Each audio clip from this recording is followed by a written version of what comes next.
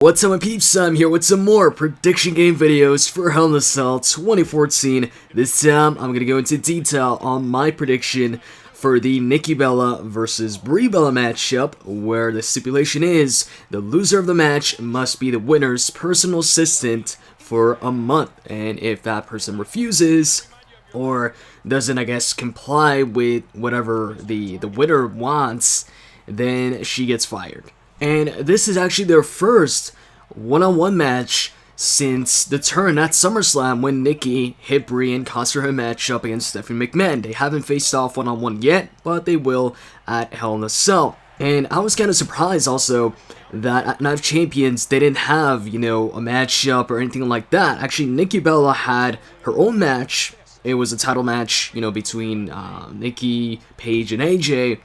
And Brie Bella was not involved in that matchup. It wasn't a fatal 4-way, and Brie Bella did not even interfere in the matchup. So that kind of took me by surprise. I was expecting Brie Bella to at least interfere in the match, but she didn't. So now they're finally having their one-on-one match, but they did have a tag team match on Raw where Brie Bella actually got a pinfall win over Nikki Bella. So, as far as wins over each other, if you count tag teams, Brie Bella has a win over Nikki. Now, it's one-on-one though, and this is their first one-on-one encounter. And as with most feuds, whenever a feud starts between a face and a heel, most of the time, when it comes to their first matchup, I'm gonna go with the heel winning that match. Because feuds usually last more than one match, usually it's a couple of matches. Like, I don't expect this match to be the last match, definitely not, especially with the stipulation added.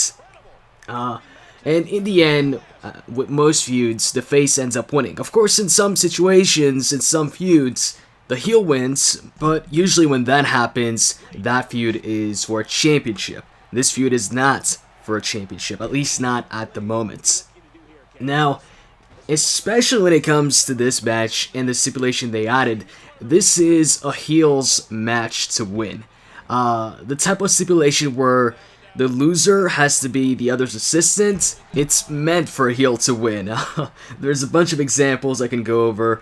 For instance, do you guys remember when JBL, he had a feud with Shawn Michaels, and somehow, I don't remember how, it might have been a match just like this. I think it was. Or actually, was it? I'm not sure. But at some point, JBL had HBK as his personal assistant because HBK needed the money. So JBL of course was a heel, and HBK, he had to do what JBL wanted, and he was doing all of that because he needed the money. JBL was paying him for his services, and HBK, the whole storyline was that HBK needed the money, and he didn't know, how many more years he could compete and all that, so that's why he was doing what he was doing, because JBL was paying him a lot.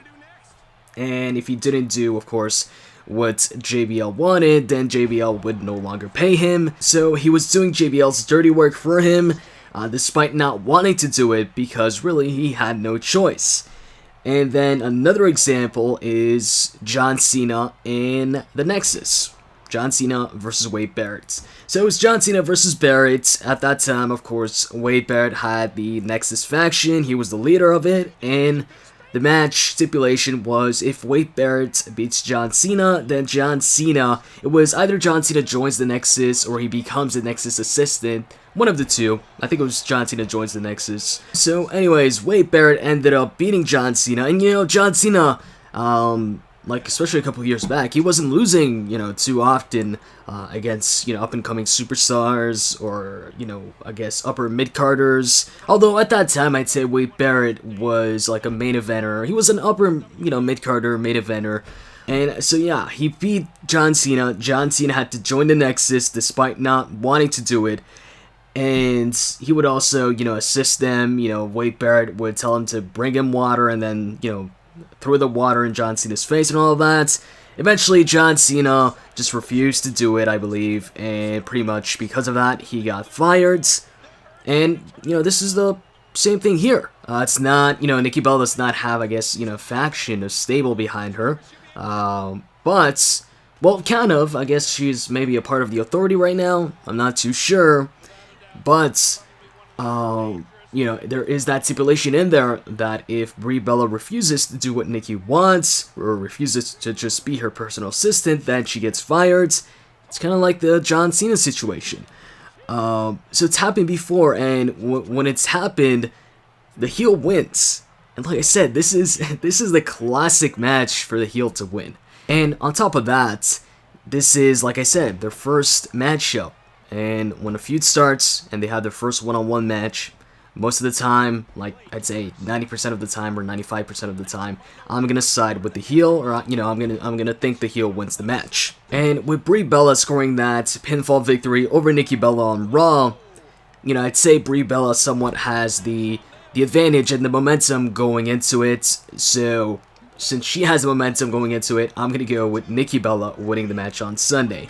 I hope you guys enjoyed this video, and if you did, as always, you can click that like button. With that said, I'm out. See ya.